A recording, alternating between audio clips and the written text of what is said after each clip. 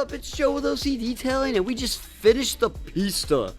This car was insane. There is so much carbon on this car and so many little pieces of wrap.